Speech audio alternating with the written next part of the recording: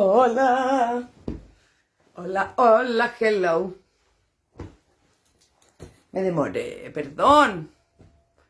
Me quedé ahí atrapada en cosas. Y me demoré. ¿Cómo están?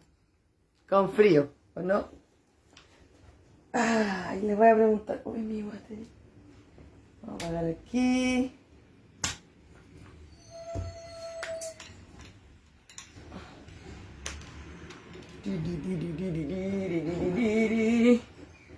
Uy. Ay, se me atullía con el frío. No sé por qué. No, sí sé por qué, por el frío. ¿Cómo están ustedes? Ya, vamos a ordenar aquí la cosa.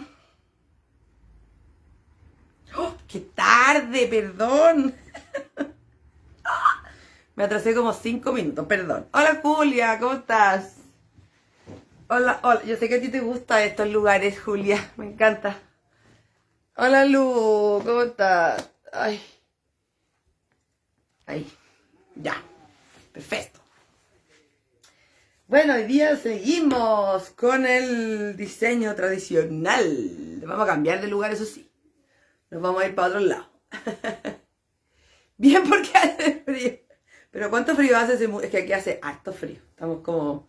Yo tengo la espalda media como... como media. Pero estoy aquí, miren. Aquí estoy. Con el amigo. Estoy con ayuda. ¡Cumpleañera! ¿Cómo estuvo el cumpleaños? ¿Cómo estás? Monchi. ¿Cómo lo pasaste?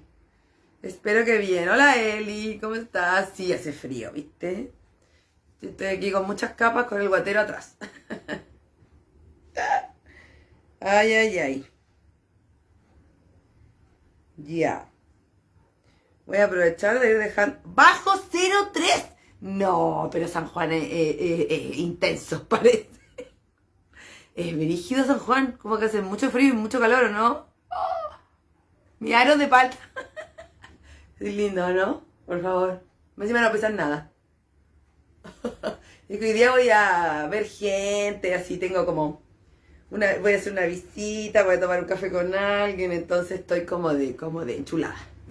A mi manera de enchulada. Y aquí tienen el Julito mirando la luna, cuando no estaba la Canela todavía. Comida Thai, ¡ay, qué rica! Y hoy día, coreana con tu mamá. Ah, siempre asiática, nunca inasiática. Muy bien, qué rico. Saluda a tu mami, de ahí nos ponemos de acuerdo. Ah. Límite o 45 o bajo cero en San Juan. Oye, qué intenso, ¿viste? Y uno reclama, no reclamemos más. No es tan terrible, Santiago. El sur también es intenso. Bueno, pero en el sur como que llueve, entonces ahí el frío como que se equilibra, ¿no? Así que hay que aperrar nomás, asumir las realidades. Y si uno tiene para poder calefaccionar, para poder abrigarse, ya es una gran cosa, ¿no? Ya, mi gente, como tengo tantos compromisos sociales, vamos a empezar. Para no atrasarme con mis compromisos sociales. Bueno, el tema de hoy es un poco, no un poco, es bien específico, ya estamos hilando fino ya, pero full, ¿o no? Estamos en el mes del diseño tradicional, ¿cierto? Ya hablamos de dos cositas, hablamos de la tela siut, hablamos del kufiyé. Entonces estuvimos bien en el Medio Oriente, en el mundo, en el norte de África, estuvimos por allá. Hoy nos vamos a ir a Asia Central, pero de lo que vamos a hablar hoy día no implica que el tema de hoy, el objeto cultural, artístico del que vamos a hablar hoy, no implica que sea solo de Asia Central. Ah, no. Su concepto, la palabra con la que se lo denomina, pasó a ser un concepto generalizado para una técnica. Entonces lo podemos encontrar en muchos lugares, vamos a ver. Pero nos vamos a centrar primero en la historia de este tejido, de este material, de este objeto artístico cultural, que tiene que ver con Asia Central, tiene que ver con como la historia de los países de la ruta de la seda. ¿De qué estamos hablando? De hecho, yo me equivoqué, chiquilla, me equivoqué. No sé si, bueno, no sabían, pues, porque no les había dicho. Y me quedé callada. Me quedé piola. Y dije, filo. Pero en el afiche puse una cosa nada que ver. Puse chacán. Ya, el chacán existe, pero chacán es una cosa específica, un bordado, sí, bordado tejido específico de Tayikistán. No era de eso lo que iba a hablar. Perdón. Y como no lo dije, lo voy a deletrear con mucha calma. Bueno, es fácil. De lo que vamos a hablar es del tejido ikat. Ikat. Ah, es como yo gato. No. Es I latina, K de kilo, A, T. T de tomate. Ikat. Ikat. De eso vamos a hablar. No sé si lo han escuchado. ¿No lo han escuchado por ahí? ¿Les suena o no? O si vieron las imágenes, ¿les suenan las imágenes o no? Cuéntenme, a ver. Si no, les voy a mostrar alguna para ver si les suena. Tiruriruriruriruriru. Cuéntenme si lo conocen, si les suena, si no les muestro como algún patrón, algún estampado. Las imágenes sí, pero el nombre no cachaba. Ah, ya, te sonaba el diseño, ¿sí? Sí, bueno, miren. Eso es, ikat. Yo creo que eso lo han visto. Les suena, ¿no? Por ejemplo, les suena en esto.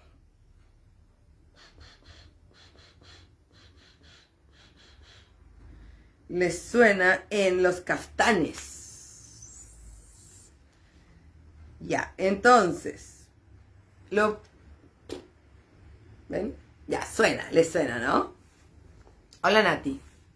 Les suena, sí, les suena. Bueno, en realidad, el tejido ikat se hace en muchos lugares, incluso fuera de Asia Central. Ya vamos a hablar de eso. Se hace en muchos lugares. Y obviamente, como siempre, igual que la tela siut, igual que el kufiyé, se desarrolló paralelamente en varios lugares. Entonces no podemos establecer un lugar, pero sí hay ciertas maneras como de entender un poquito el origen que tienen que ver con la palabra. Entonces podríamos pensar lugares donde se hizo primero, pero eso no quiere decir que fue solo ahí, ni absolutamente, ni por mucho tiempo solamente ahí, sino que se fue como cruzando inmediatamente por muchos lugares de Asia Central. Me suena a los trajes de baño, apropiación cultural forever. ¿A los trajes de baño? ¿En serio? Oh, yo soy mala para el traje de baño. Como el traje de baño con diseño, soy mala. Yo me compro Speedo porque son hasta aquí y son hasta la rodilla. Eso uso, la verdad. Como de los años 20. Entonces no callo mucho de traje de baño así como de tela. Pero te entiendo, me imagino. Es como una tela media como apropiada, ¿o no? Se usa para varias cosas, como en el diseño. La podemos ver ahí como ya. Ahora, el tema es que muchas veces esta tela está como copiada, o sea, está copiado el patrón de esto y se transforma en una tela, pero en realidad el ikat es un tejido, es una tela que se basa en un tejido y es una técnica compleja, difícil, muy específica. Ahora obviamente se hace con máquinas industriales, por supuesto, pero partió a mano, muy heavy, con una técnica muy especial. A veces se compara con el batik, no sé si lo conocen, sí. Pero el batik es distinto, porque como que el tejido en el batik se tiñe antes, pero en el ikat después, o sea, no, mentira, en el batik se tiñe todo al tiro. Entonces va quedando como así entramado porque como que hay un juego desde el inicio con el teñido, pero en el ikat no es así. Después les voy a leer una parte en que describe un poco la técnica porque yo no soy nada buena para estas cosas manuales. Entonces no es algo que pueda explicar que me salga tan fluido porque no es algo que está en mi mente, ni en mi imaginario, ni en mi destreza, ni nada.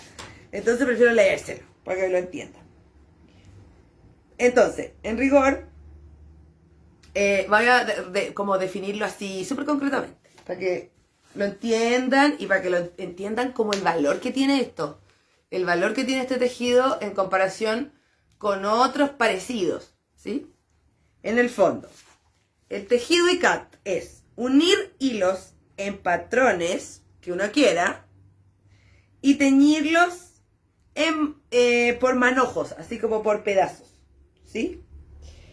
El tema es que se tiñe antes de que el hilo se convierta en tela. El batik no, pues se tiñe después. Entonces, en rigor es más fácil porque como que ya tienes la pieza completa y lo tiñes y va quedando como con distintos colores. Pero aquí como que vas seleccionando partes, muy loco, muy específico. Mucho todo muy manual en el fondo. Por eso el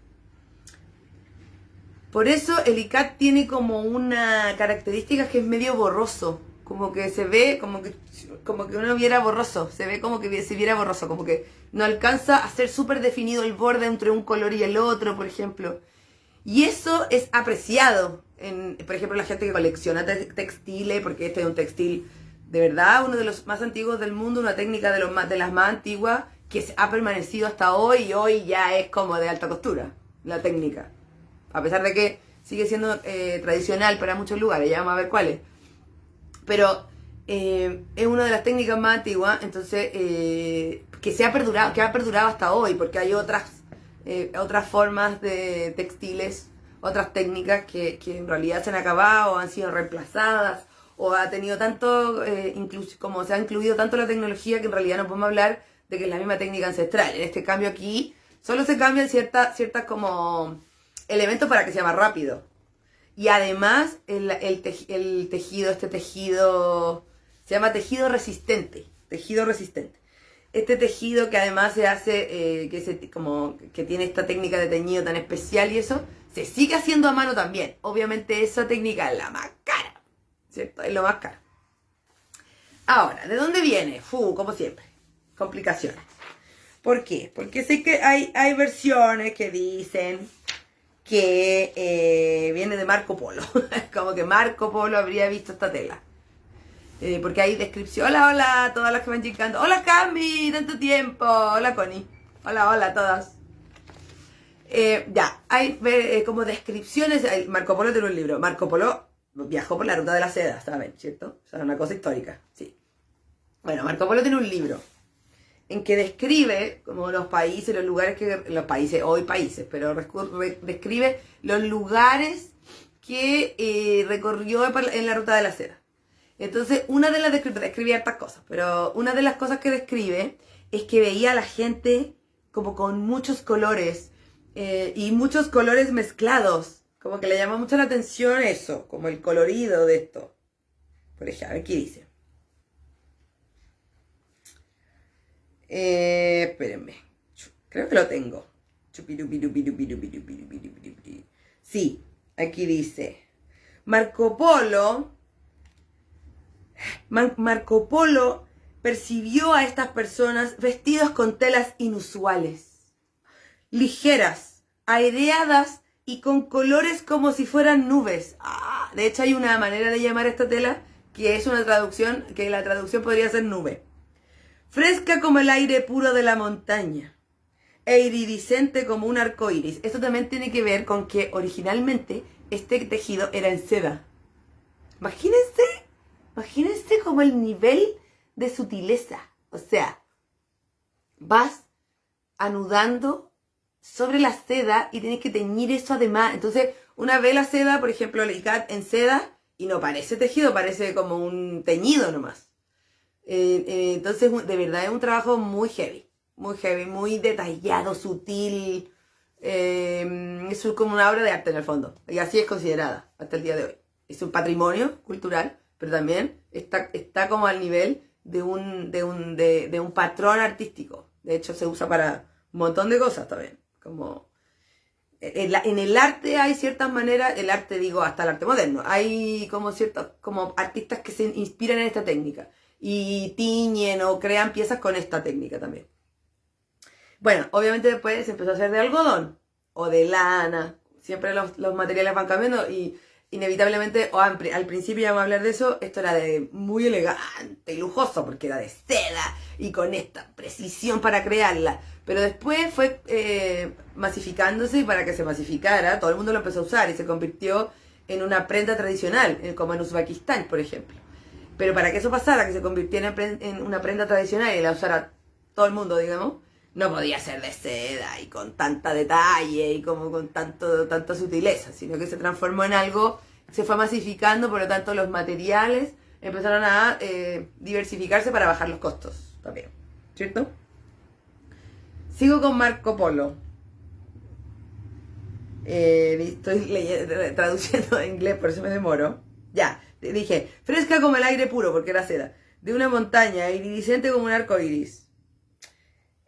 Cuenta la leyenda que cuando el maestro le trajo esta tela extraordinaria al mandatario, se sorprendió con su encantadora belleza. ¿Cómo hiciste eso?, le preguntó al tejedor. Y el tejedor dijo, tomé hojas verdes lavadas por la lluvia, colores agregados de pétalos de tulipán, el sonrojo del amanecer, el cielo azul nocturno, manchas de luz solar en el agua y los ojos brillantes de mi amada hija, y todo lo revolví.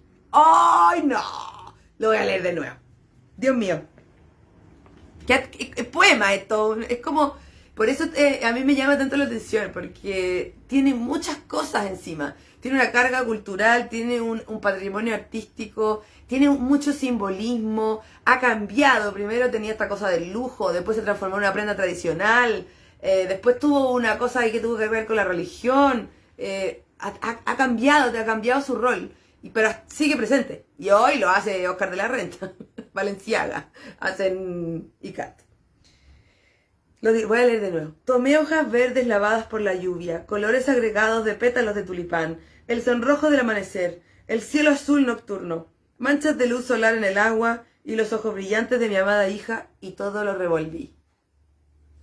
Como que así se habría creado entonces, vamos a ir a la imagen para que lo vean, así se habría creado este patrón, así como estos colores, esta como mezcla de colores. Muy cursi, ¿no? Como lo más, muy de Asia Central. ¿Qué? ¿Alguna vez la danza persa aquí? Sí, la bonchi. Ya, muy como de la cultura persa, de la cultura de Asia Central, muy rococó, para que me entiendan. Como el colibrí, las flores, las frutas, los colores, los sentidos. Muy así. Es muy reflejo de esa cultura. Muy reflejo de esa cultura. Quería mostrar otra imagen. Por ejemplo, aquí está en un caftán de Uzbekistán, ya como una prenda tradicional, miren. Oh my god. Ese es más moderno, por eso tiene los bordes más definidos, porque está como confeccionado con máquinas industriales, que son menos apreciadas que a mano, porque les dije que lo borroso se valora. Bueno, Marco Polo entonces nos cuenta eso, nos cuenta la leyenda. Hay otra leyenda más. Miren, aquí encontré otra leyenda más. En la antigüedad, uno de los gobernantes de Margilan, que es una zona de la ruta de la seda que hoy es Uzbekistán, decidió casarse por quinta vez. Su elección recayó en la joven hija de un tejedor pobre. Sintiéndose molesto, el padre de la niña cayó de rodillas ante el viejo mandatario. Khan se llamaba los mandatarios ahí. Pidiéndole que se apartara de la niña. El Khan respondió que cumpliría la petición de un hombre pobre si a la mañana siguiente creaba algo extraordinario que haría que el Khan se olvidara de la belleza de la niña. El triste tejedor se sentó en la orilla del canal sin saber qué hacer, para que no se le llevara la hija.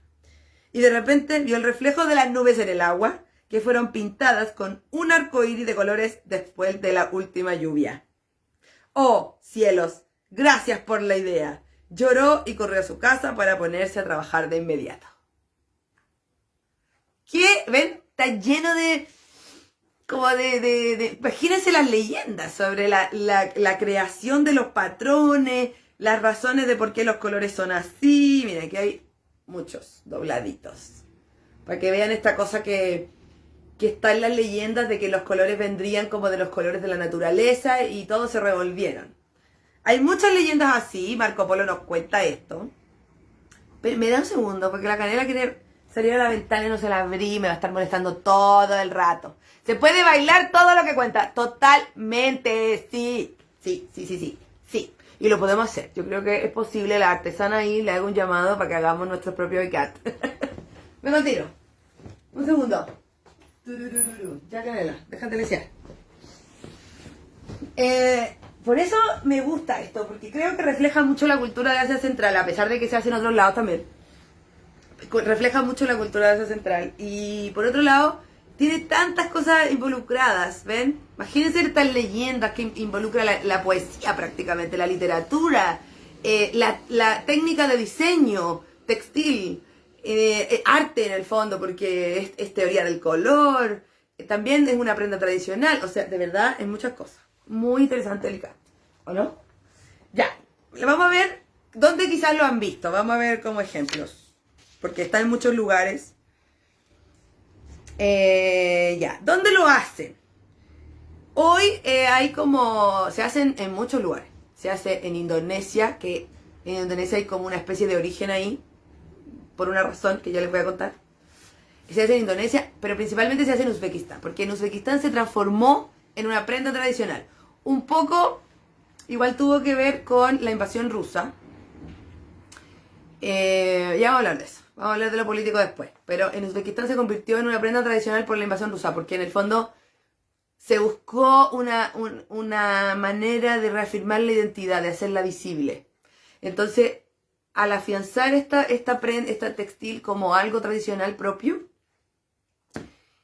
se hizo más visible, se masificó, se extendieron los materiales y eso hizo que también se masificara como en otros lugares, como la técnica. Y mucha gente la empezó a usar. No solamente fuera del lujo y de la realeza, del poder, sino que la usara todo el mundo.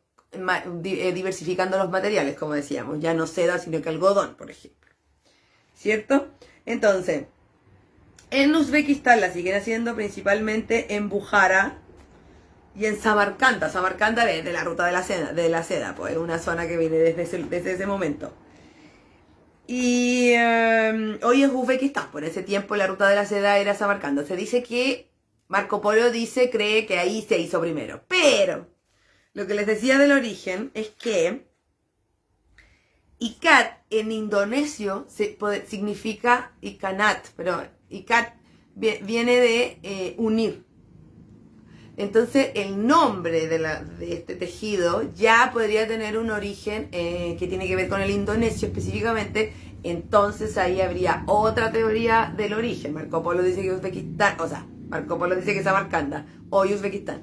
Y ahí se sigue haciendo, se transforma en prenda tradicional, nacional, entonces tiene sentido. Pero el nombre, por una parte, puede venir de unir, que es una palabra de Indonesia. Pero también a veces se le dice unir o atar, perdón, unir o atar. Ya, localmente no le dicen ikat, le dicen telas abr. No tengo idea cómo se pronuncia. El árabe te lo puedo chamullar, pero esto no tengo idea. Porque es una palabra que viene del persa, que es persa, no viene del persa, es persa. Y es A, B larga, R. A, B larga, R, abr. Que significa nube. Entonces ahí hay otra como asociación también muy metafórica con esto de las leyendas, de la nube y de los colores del sol reflejando en el agua, que se arman como nubes de colores y que eso se lleva a la tela. Entonces ahí hay otra metáfora, ¿ven? Entonces le dicen telas abr originalmente. ¿Es parecido al árabe el farsi? Sí, no sé, yo encuentro que no. Yo encuentro que no se parece. O sea, es que yo sé egipcio en realidad, porque si decimos árabe, tendríamos que decir el árabe de Jordania. Al árabe de Jordania, yo creo que el farsi se parece, pero al árabe egipcio no. O al marroquí, que son los dos que yo cacho más, tampoco. Por ejemplo, el marroquí tiene todas esas cosas y el persa no tiene eso. Tiene como... A mí me parece a veces sí, se parece al árabe de Jordania. Podríamos hablar de eso, ¿eh? Porque decir que hablamos árabe o que se habla árabe es amplio, igual. Sí, ya. Entonces, hay muchas metáforas de la tela que tienen que ver con la naturaleza, con el arco iris, con el estándar. Al estándar se parece. Ah, mira, bueno, no sé. Es que yo encuentro que fonéticamente, como al egipcio así como cotidiano, no. A lo que yo conozco. Pero de Jordania se debe parecer, pero ahí me declaro incompetente. Como el árabe clásico, yo no tengo idea. Que es más... El árabe clásico es más aquí. El árabe más de los modismos y de los locales es más abajo. Entonces, claro, al árabe de Jordania el farsi se debe parecer. Pero no tengo idea. No he investigado tanto, pero me refiero a lo que... Las palabras que yo conozco y a la fonética que yo conozco. Como, por ejemplo, escuchen poemas. Yo siempre hago eso, miren la ñoñería. Yo trato de escuchar como gente recitando. Como para meterme en el idioma, como meterme no en las palabras, sino que meterme como en el sonido. No sé si sienten que como que los idiomas tienen un sonido. Como y tiene como una parte del aparato vocal en que se aloja más. Bueno, para eso yo escucho a la gente recitar. Entonces escucho a la gente recitar en persa, en árabe, en portugués de Portugal, en portugués de Brasil, en italiano, francés. Y como que lo voy escuchando como música. Como que esa es mi manera de meterme en los idiomas. Como de musical. Entonces desde ese lugar no me parece parecido, pero a lo mejor gramaticalmente y eso sí. Ya. Entonces, hay muchas como asociaciones, metáforas con los colores de la naturaleza. Entonces, es muy, por eso les digo, lo digo de nuevo, que es muy representativo de la cultura de Asia Central, a pesar de que se hace en otros lugares. ¿Sí? Otro origen, o sea, tenemos el origen de Ikat, que viene del indonesio, que es unir o atar. Abr, que es del persa, que es nube, por esta metáfora con los colores que quedan plasmados ahí en la tela. Y también hay como una historia que tiene que ver como con la llegada de los árabes. Con la llegada de los árabes a esa zona. A propósito que estamos hablando de lo del idioma. Aquí todo se cruza, ¿cierto? O sea, siempre, claro, ustedes podrían decir, pero si nosotros bailamos danza árabe. Aquí estamos hablando de gente de Asia Central. Está todo cruzado, chiquillos. Todo. Y la música que consideramos clásica de las cortes, no Uncle Zoom. Y la música clásica de las cortes de los imperios está súper entrelazada, tiene elementos comunes por las invasiones, por los cruces, por la proliferación de las conquistas del Islam. Entonces podemos encontrar elementos de una cultura en la otra. El tema es que vamos como tratando de limpiar o de identificar de dónde viene cada cosa, pero a veces es difícil. Es difícil. Entonces en este caso... había una historia previa a la llegada de los árabes a ese lugar, que eran la seda de Sogdián. La seda de Sogdián. Que era un producto de la ruta de la seda, que era súper importante. La seda de Sogdián, antes del Ikat. Entonces, ¿qué habría pasado? Habría pasado que... Esta seda de Sogdián habría desaparecido con la llegada de los árabes y habrían sido reemplazados por los Ikat. Entonces, en rigor, el patrón y el tejido y la técnica sería árabe, pero a su vez los árabes lo habrían visto en India. Entonces se dio como una vuelta, ¿sí ven? Como que volvió a cerca ahí. Ya, ¿por qué se prohibió la seda de Sogdián? Porque en el Corán sale que la seda es la ropa con la que te vistes cuando te mueres, después, cuando asciendes. Entonces es una tela entre lujosa, mística, no es para cualquier día, ni para cualquier momento. Entonces los árabes como que prohibieron desde un punto de vista religioso, porque sale en el Islam, en el Corán, perdón, prohibieron la producción de la seda. Entonces, para reemplazar eso, y eso que la ruta de la seda estaba así, pero full, que era como la más importante, como uno de los productos más importantes, junto con otros que eran como alimentos, pero este era uno de los otros más importantes, que no eran alimentos. Se prohibió entonces y se habría reemplazado por este tejido, que es el ikat. Y los ikat, los árabes hacían el ikat de algodón, no de seda. Pero algunos países, ahí empezó como a cruzarse todo, lo siguieron haciendo clandestinamente, hicieron los ikat, lo tomaron la tradición, el tejido lo hicieron, pero lo siguieron haciendo de seda, para callado. Y así se mantuvo. Los árabes no producían algodón, se lo compraban a Yemen. De hecho, entonces había toda una vuelta como de artículos ahí. Estamos hablando como del siglo X, chiquilla. Siglo X, más o menos. Entonces, hubo mucho tiempo que la seda estuvo prohibida en Asia Central, pero después se volvió a confeccionar. Después. Y cuando se volvió a confeccionar, se confeccionaba ya con este patrón, con el ikat, porque estaba masificado. El ikat, además, hay una cosa que pasaba, que la seda de Sogdián tenía ciertos patrones que representaban pájaros y animales, lo cual está prohibido en el Islam, esas representaciones como gráficas de animales o personas. Entonces, el Islam propició que las telas se estamparan con algo abstracto, porque es religioso, es un punto de vista religioso. Entonces, el ikat, aquí viene el lado del ikat que es religioso, porque en el fondo, esta nueva tela tejido, que se transforma en tela, incorporado a este lugar, con la llegada de los árabes a Asia Central, en el fondo es como una no quiero decir lavado de cerebro, pero se me vino eso a la mente. No, es como para instaurar algo nuevo, a través como de algo subliminal.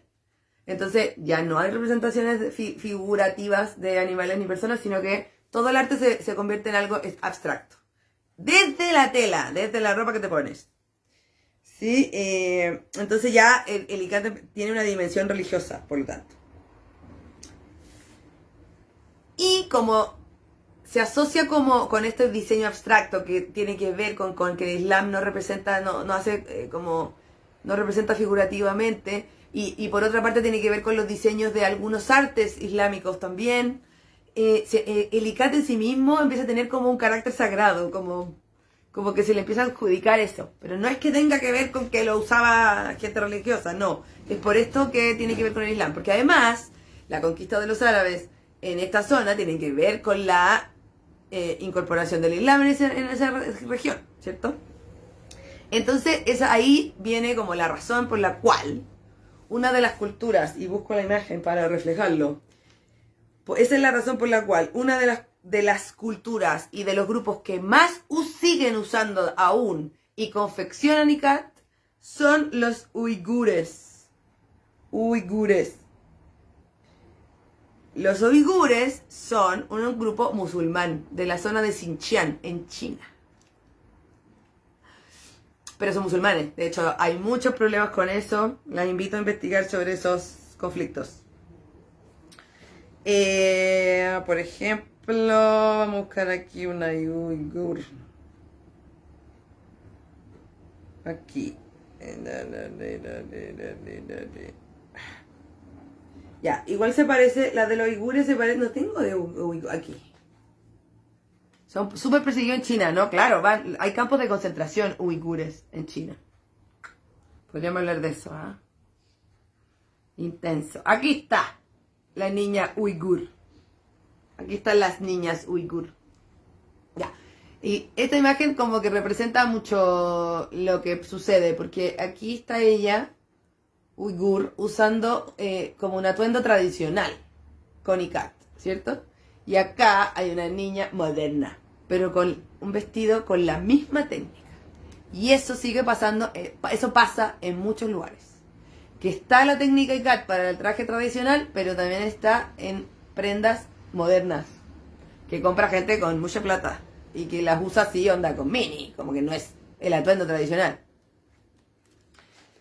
Creo que tenía otra. Aquí se ve más, aquí parece un estampado, como... Miren, ella también es uigur.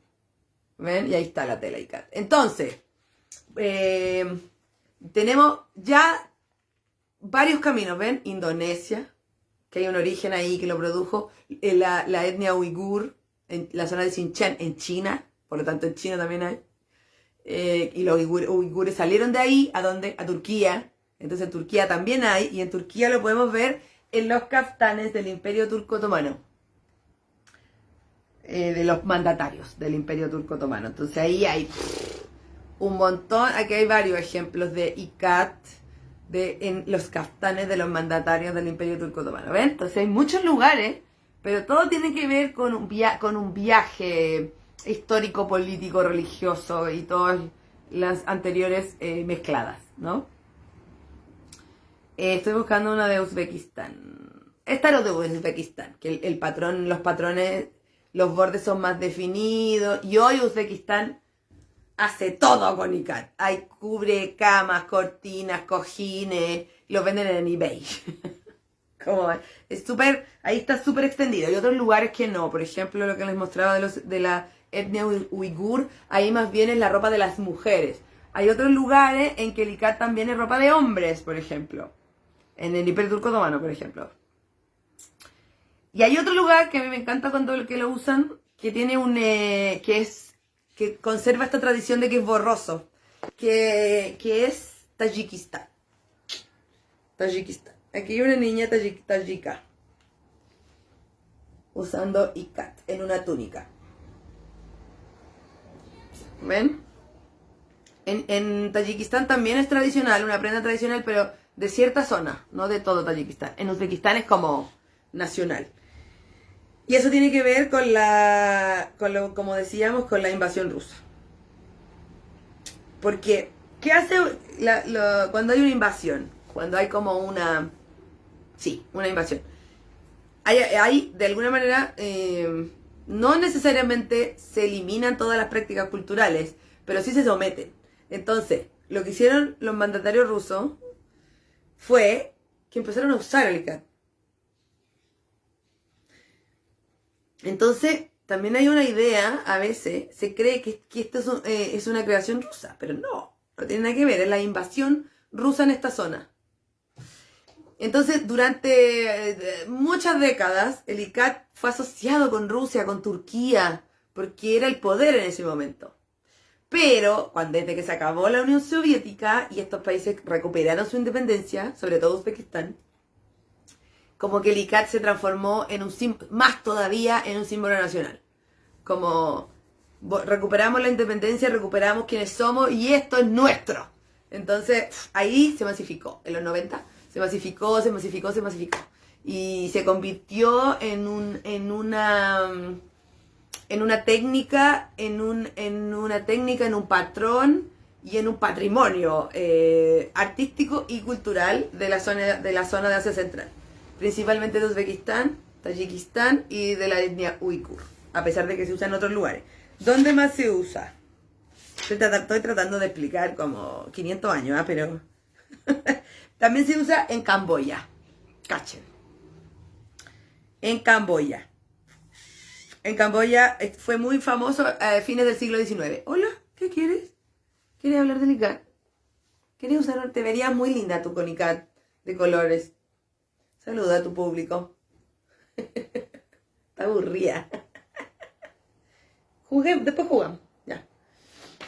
Entonces, a fines del siglo XIX, el ikat se hizo muy famoso en Camboya. De hecho, se dice que era como uno de los textiles más preciados. Ya, en Tailandia también se hace. Esta técnica se usa. Se llama matmi. En Irán también se hace, la técnica se usa y se llama darayé. Y en Irán forma parte de la dote de la novia. En India también, en India tengo imagen. Creo que tengo una de Irán también.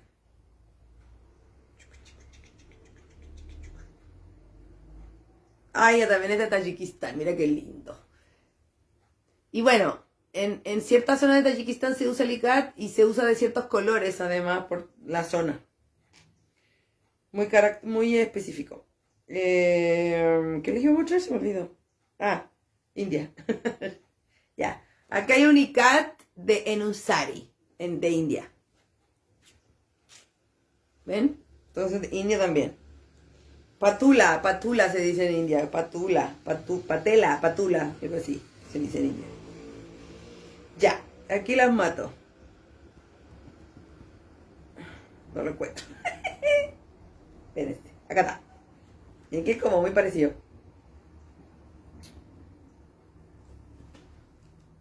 ¿De dónde será esto? A ver. Es ICAT. Super ICAT. Con los patrones más... no tan juntitos los colores. Ya. ¿De dónde es? A ver. ¿De dónde creen que es? Estuvimos hablando de Asia Central, de China, de India, de... Ya. Ese que les mostré de dónde se podrá hacer. Juego. Tan, tan, tan, tan, tan, tan, tan. Se ganan un beso de la canela. ¡Ah! Sí, ya. Latinoamérica, tibio, cerca. ¿Dónde? Específicamente dónde. Tíbet no, Latinoamérica. En el Tíbet no hay mucho de esto. Porque hay, en el Tíbet hay muchas otras culturas locales que tienen sus propios diseños y lo voy a mostrar de nuevo. ¿De dónde podrá ser? Ecuador. Ah, por ahí. Es de Guatemala.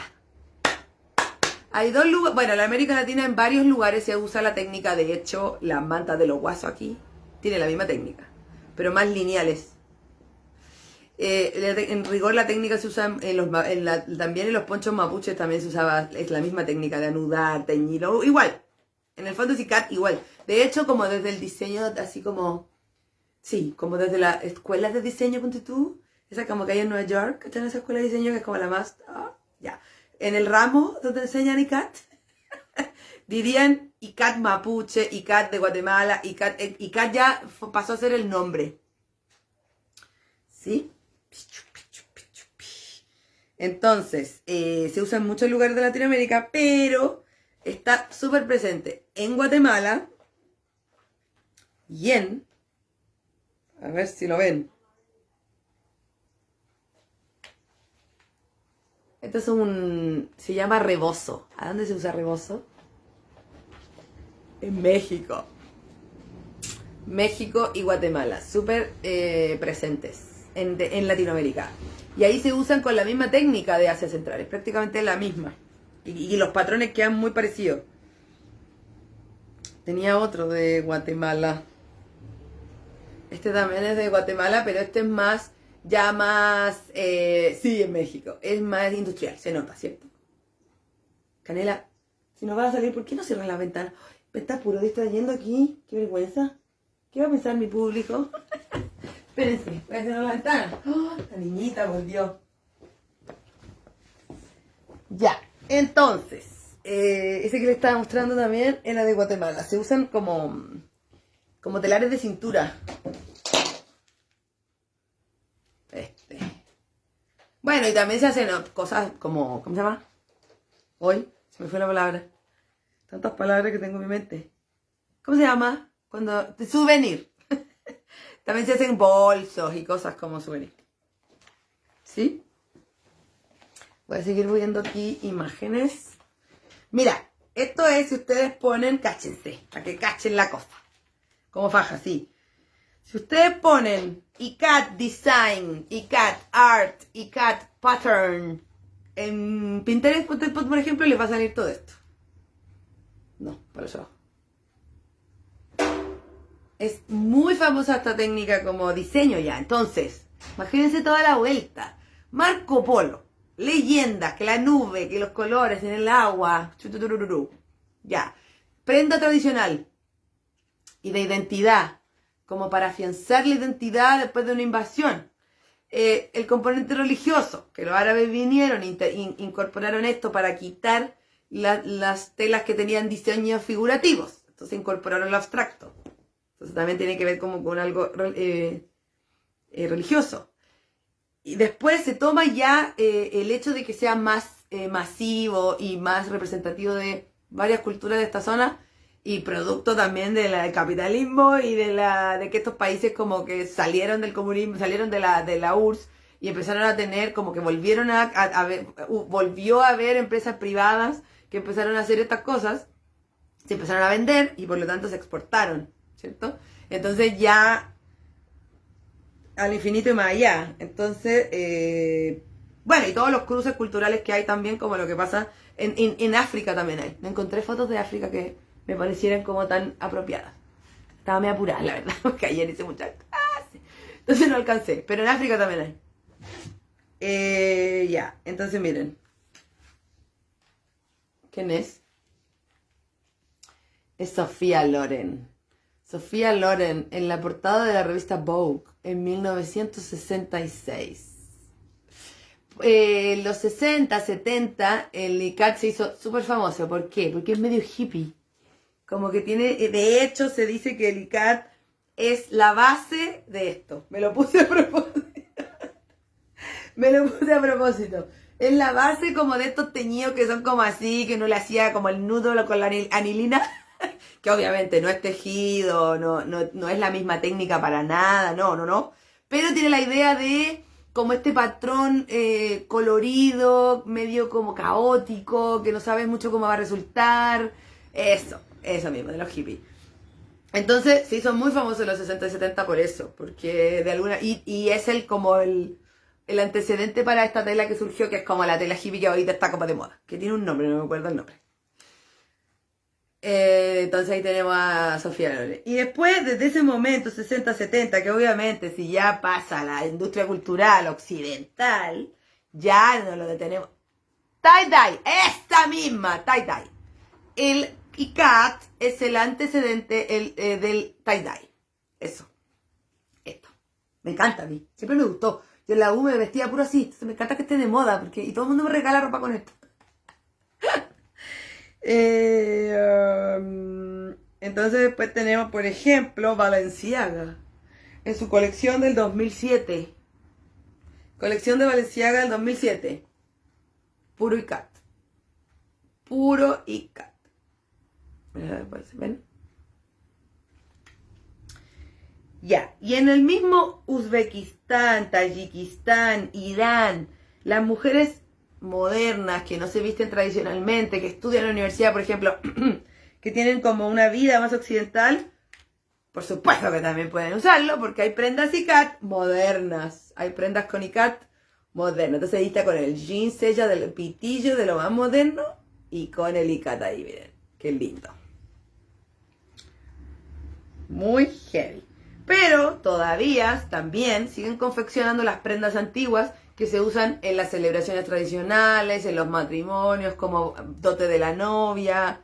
Pero ese es el que incluso puede ser de seda o con los materiales más refinados. Entonces, por ejemplo, esto. Le podrían regalar a una novia en Uzbekistán, ¿ven? En Tayikistán también. Impresionante, ¿ah? ¿Eh? Qué interesante. A ver qué más no les mostré. Acá hay otra. En Uzbekistán, bueno, Uzbekistán es muy interesante lo que pasa con la danza en Uzbekistán. Precisamente desde que Uzbekistán recobró la independencia y como que obviamente cuando recuperan la independencia lo que quiere es afianzar tu identidad, por cierto, recuperar todo lo que estuvo como invisibilizado, negado, censurado. Entonces hay un boom cultural cuando se vuelve o cuando se recupera la identidad, ¿cierto? Lo que pasó aquí en los 90, no sé, en España también, después de Franco, etc. Mi madre modista recuerda, en los 70 usaba ICAT. ¡Ay, mira! ¿Viste? Muy bien. Ya, entonces, la danza de Uzbekistán se explotó. Empezó a haber como mucha visibilidad, grupos, ensambles, clases, como organizaciones que apoyaban, daban, la gente exiliada también empezó a mostrar la danza en otros países donde se habían exiliado.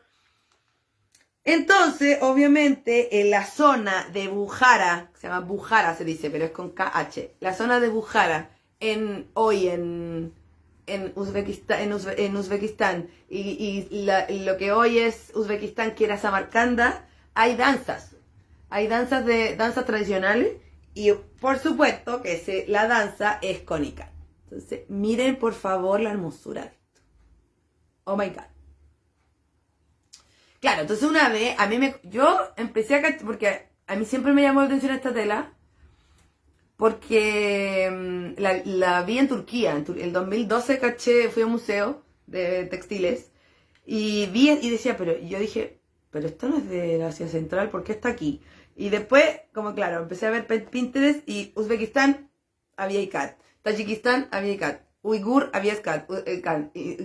O sea, de verdad era muy difícil, como... hay que empezar como a diferenciar por los accesorios. Por ejemplo, las uigur no usarían este collar, las trencitas sí, eso se parece. Igual hay elementos en común. Es difícil como completamente a saber, pero... Porque miren, esta niña también podría ser pero ella es de Tayikistán, ¿ven? Entonces, acá hay una prueba de que también tiene que ver con la danza. También se ve en la danza, ¿cierto? Estoy viendo si hay alguno... Ya, este es un poncho mapuche del siglo XIX que estaría hecho con esa técnica. ¿Ven? Aquí tenemos un ICAT de Irán. Ese no se lo había mostrado, creo. Sí. Es como de entre 1900 a 1920. ICAT de Irán. En 1920.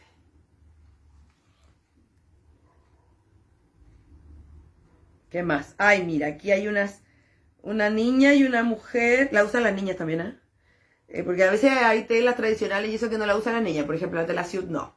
De las mujeres. Pero aquí está la niña y la mamá, que está en blanco y negro, pero igual se ve como la magia de la tela. Y es de Uzbekistán. Estoy viendo de más. Este es un ICAT de Indonesia. En Indonesia, como es de los más antiguos, el teñido no era con colores tan vivos. O igual se usaron tintes vegetales para esos colores vivos, pero no sé, quizás por lo que había a disposición en Indonesia, el teñido era más como así, como con colores tierra, ¿le dicen? Sí. ¿Ven? Este es un ICAT de Indonesia. Ya, aquí está lo que les decía de Uzbekistán, que le lleva el cojín. La cubrecama, el cojín, la cortina. Bonito. Y hacen patrones ahora más separados, no tan tupiditos, no es como todo colorido, sino que como como es en Latinoamérica. Les mostré esa. Ella es de Tayikistán también. Hermosa, mira. Hermosa. Ahí la túnica tiene el ICAT. Qué lindo, ¿viste? Y uno dice, ay, es que lo es, como que... ¿Viste cuando dicen? Es que yo entré al Belly Dance por el brillo, me gusta el brillo, me gustan los colores y el brillo, pero ¿se cachan lo que hay en la ropa de la danza tradicional? Todo el nivel de adorno, de detalle del adorno y los accesorios y los colores y los... Dios mío. ¿No? Mira, esto también es un telar mapuche que podría también tener la misma técnica. Un detalle de un telar mapuche que tiene la misma técnica. Este es de Guatemala también. Industrial.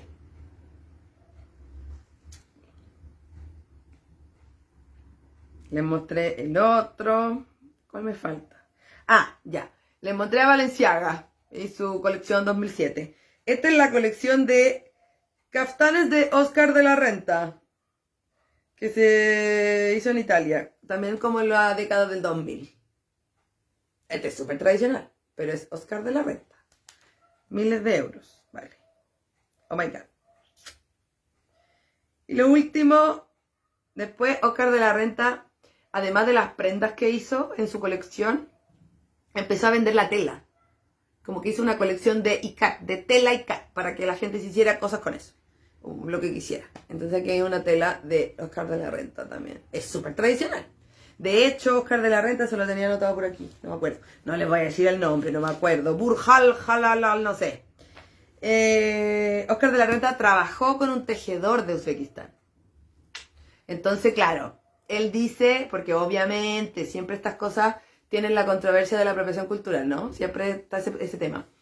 Entonces Oscar de la Renta dijo, no, porque yo estoy apoyando la cultura local, estoy trabajando con una persona que tiene, por linaje, tiene el conocimiento y la técnica, y la estoy haciendo más visible en Occidente, solamente. ¿Ven? ¡Eso! Eso, chiquilla. Interesante, ¿no? Interesante y a mí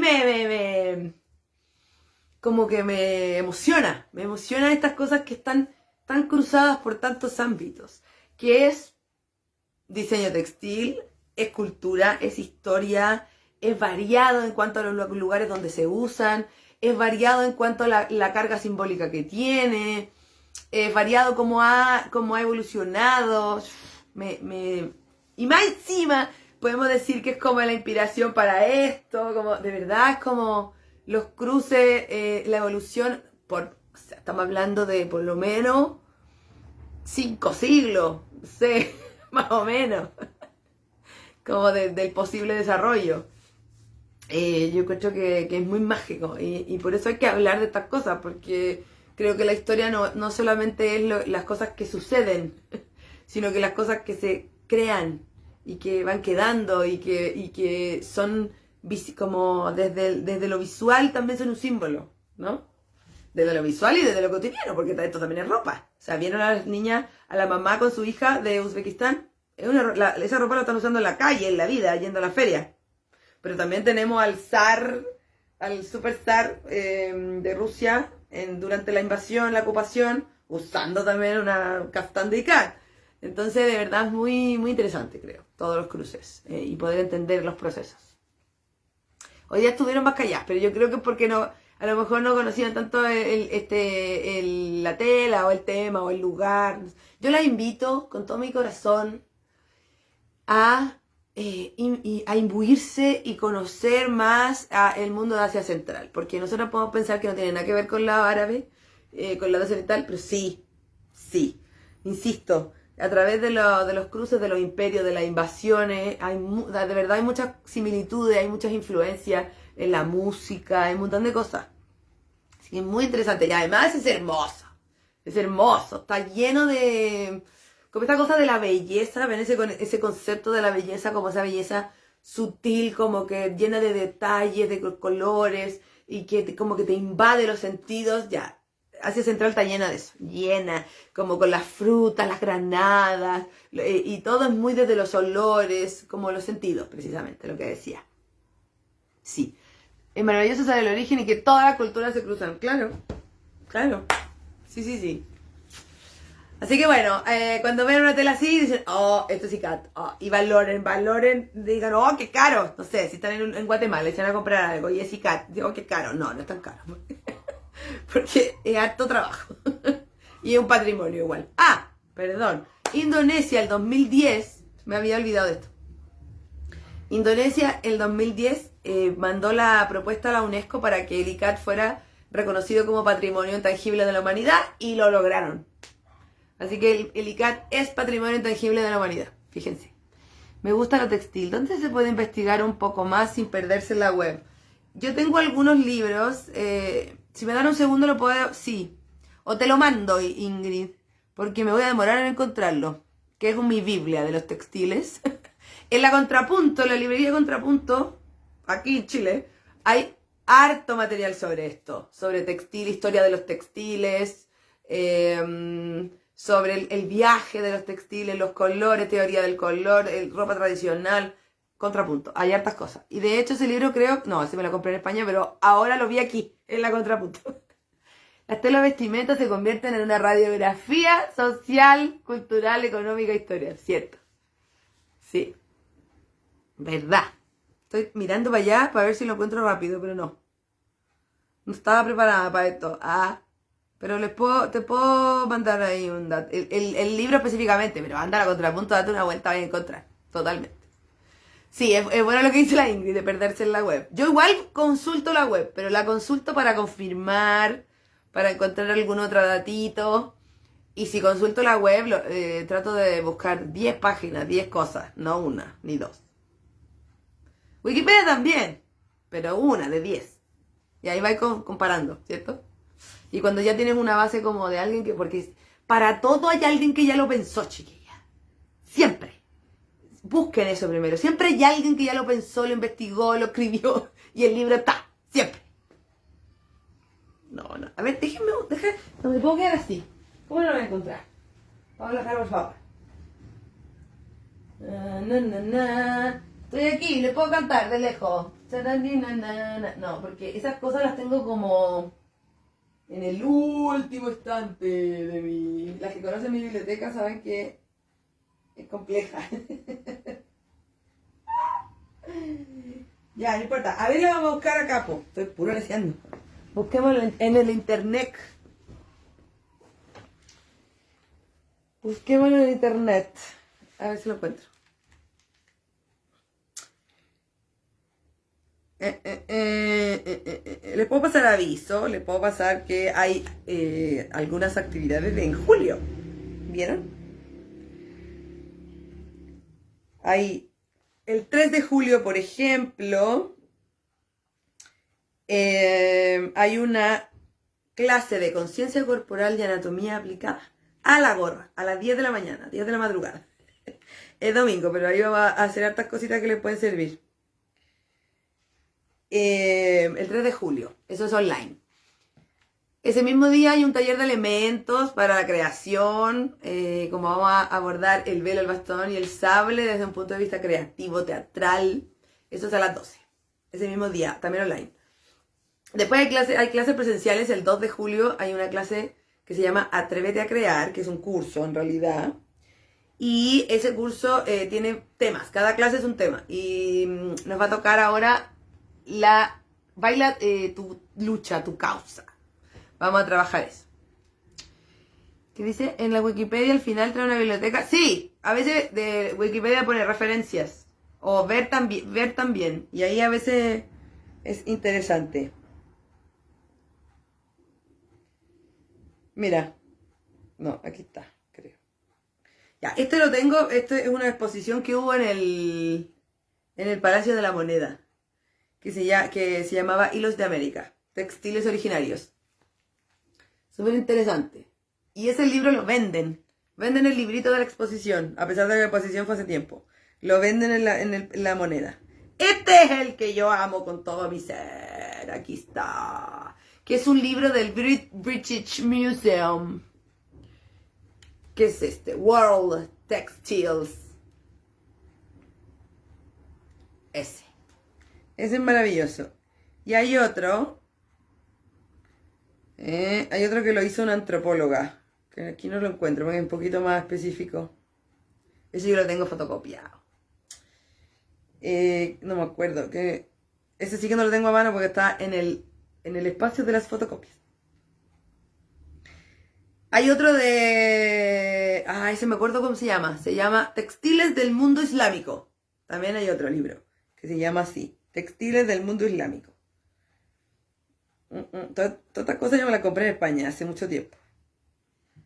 Ya, pero ahí encontré el que les quería mostrar, la Biblia de los tejidos, de los textiles más importantes del mundo. Y hay por supuesto que tiene un análisis antropológico también, pero el otro, el que les digo de la antropóloga, tiene más elementos antropológicos todavía. Pero ahí ya tienen algunas cosas. Ahí. Bueno, en todo caso tengo que decir que mis fuentes para cuando yo armo las charlas, además de las fuentes bibliográficas y audiovisuales, son vivas también. Porque en los viajes yo entrevisto gente, voy al museo, trato de hablar con la persona del museo, voy cruzando información, tengo videitos de los museos, entonces voy como atando cosas ahí, como... Sí. Todavía me queda ahí material de los viajes. Pero hay que volver a buscar más cosas. Ya, eso. Entonces, 3 de julio, les contaba, conciencia corporal y anatomía aplicada a la gorra. Solo tienen que ver el link. A las 12, elementos. Ahí sí hay que inscribirse, pero me pueden escribir por interno, me preguntan si quieren. El 2 de julio, atrévete a crear, baila tu lucha presencial. Lo pasamos muy bien. El 10 de julio hay taller presencial de entretenedoras. Oh my God. Domingo 10 de julio. Y el 20 de julio empieza nuestro curso con Alondra. Oh my God. La era de las estrellas. El cabaret, la revista y el rakchaki. El burlesque, el cabaret en todas sus formas. La revista, el burlesque y el rakchaki. Elementos en común. Diferencias corporales, estéticas. etcétera. Muy entretenido va a estar eso. Muy entretenido. Y en agosto, acuérdense, conversatorios. 12 de agosto y 14 de agosto, conversatorios. El 12 de agosto el tema es sobre ser profesional en nuestra danza. Y el domingo 14 de agosto el tema ¿es la danza oriental del vientre de la mamá un camino de empoderamiento para las mujeres? Empoderamiento y descubrimiento para las mujeres.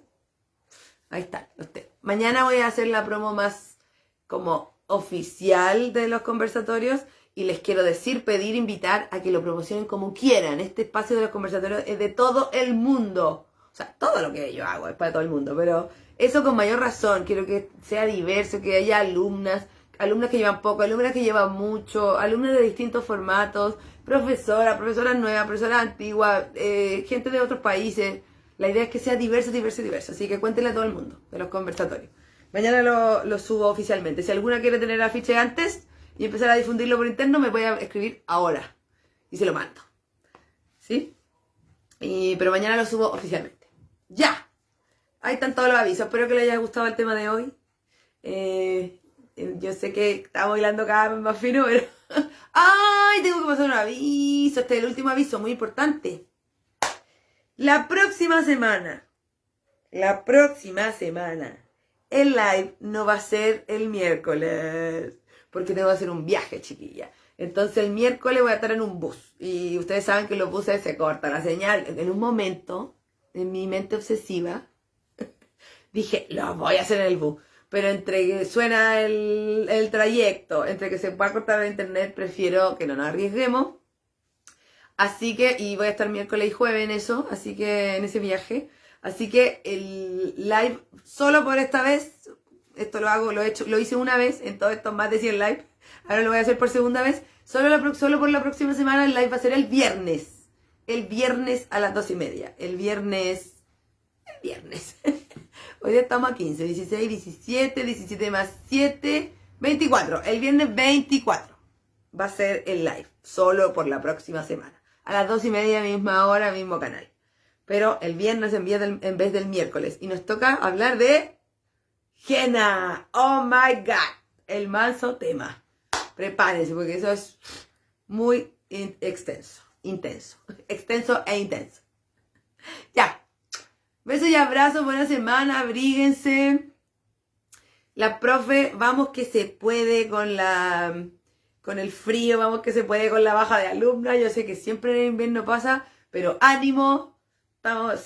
Ya somos capaces, nos dimos cuenta que somos capaces de adaptarnos, así que vamos que se puede. Energía, fuerza, ánimo para todo el mundo. Abríguense, calorcito para todo el mundo. Que estén muy bien.